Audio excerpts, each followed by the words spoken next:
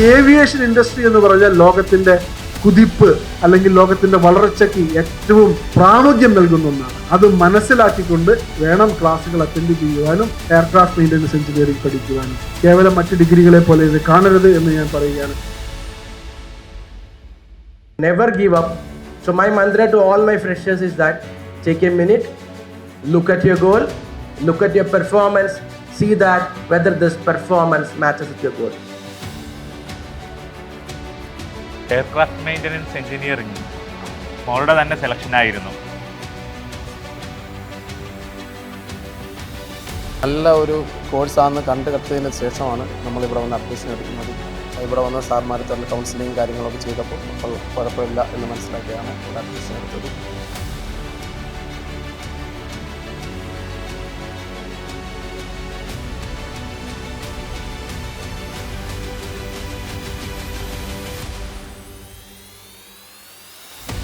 പിന്നെ ഇവിടുത്തെ എയർക്രാഫ്റ്റ് ഒക്കെ കണ്ടപ്പോൾ തന്നെ എനിക്ക് പൈലറ്റ് ആവണമെന്നാണല്ലോ ആഗ്രഹം. അപ്പോൾ എയർക്രാഫ്റ്റ് കണ്ടപ്പോൾ തന്നെ I was like really flat എന്ന് പറയുന്നത്. അപ്പം ജവഹർലാൽ നെഹ്റു ഒരു ബെസ്റ്റ് ക്യാമ്പസ് തന്നെയായിരുന്നു. ഈ ഫീൽഡ് നല്ല ബൂമിംഗ് ആയ കാരണം ഞാൻ ഈ ഫീൽഡ് തിരഞ്ഞെടുത്തു.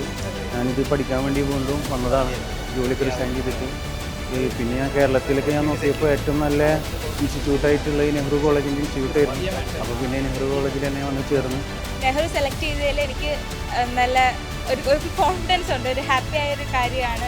I am really happy. എനിക്ക് തോന്നുന്നു ഈ 3 വർഷം I will really enjoy studying here. Thank you.